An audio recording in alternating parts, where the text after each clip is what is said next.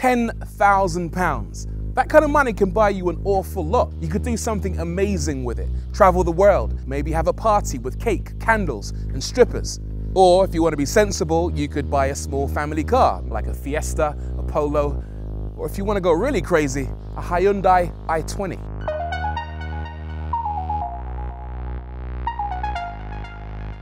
Okay, so looking at this thing, I'll be honest, pretty isn't the first word that springs to mind. I'm not saying it's ugly, far from it. Hyundai have actually hired the guy who designed the very first Audi TT. And for a small family car, it's not bad. His influence has clearly rubbed off. I really like the fancy wraparound headlights, the LED light signatures at the front and rear, and the way the back window wraps around the corners of the car, giving you the impression the roof is somehow floating, unaided. Is it better looking than its rivals? Well, you could say that. It's certainly no worse. I mean, think about it. When was the last time you got a boner for a Polo? The interior isn't too shabby either. On most small cars, you have a choice of either black or grey cloth. But on the i20, the interior can match the exterior. On brown cars, which by the way is probably the best looking colour in the range, you can have a colour coordinated upper dashboard finish, and the seats, they complement the lower section. The new i20 is practical too. It feels roomy up front and even has space in the back for up to 3 adults. As for the boot, well, it's massive, bigger than you get in some larger cars, bigger than you get in a Ford Focus. The icing on the cake though is of course this panoramic glass roof, which not only looks stunning, but also lets in lots of light. On the whole, this is a very nice interior.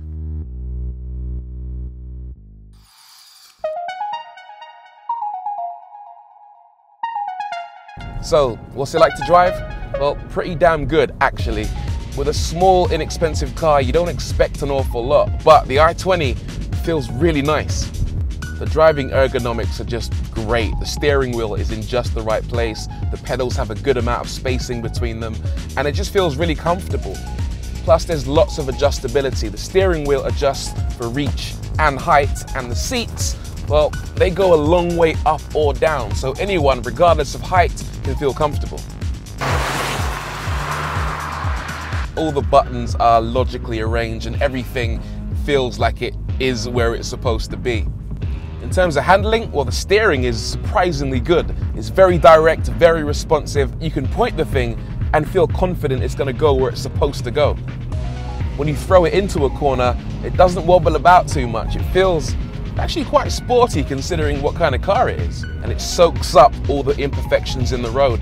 I happened to be testing the car in southern Spain and their roads are a lot smoother than we might get in the UK, but I reckon even on roads with a lot of potholes, it will still feel very comfortable. The i20 comes with a choice of engines, 3 petrol and 2 diesels. My 1.4 litre petrol test model delivers a respectable 51.4 miles per gallon with a slightly less respectable CO2 emission figure of 127 grams per kilometre. That's a lot for a family car.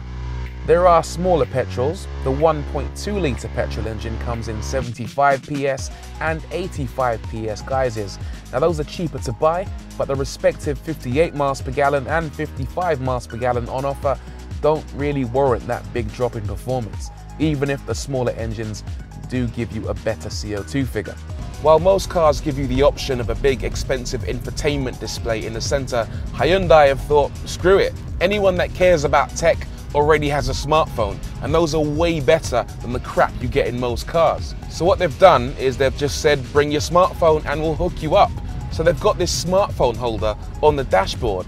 It'll hold your phone in place, charge it, you can play your music over Bluetooth, and you can install whatever sat-nav app you want, a premium solution like TomTom or a free one like Waze.